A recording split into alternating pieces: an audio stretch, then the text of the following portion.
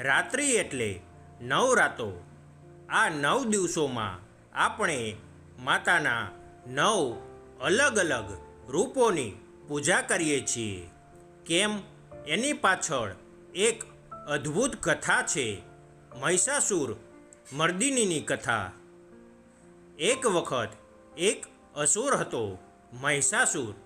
એનો જન્મ બફેલાની જાતમાંથી થયો હતો. બાળપણથી જ એ શક્તિશાળી પણ સાથે સાથે ખૂબ જ અહંકારી હતો. એણે ભગવાન શિવને ખુશ કરવા કઠોર તપ કર્યું. શિવજી પ્રગટ થયા અને એણે કહ્યું, મારે એવું વરદાન આપો કે દેવ, દૈત્ય કે માનવ કોઈ પણ મને મારી ન શકે. મારું મરણ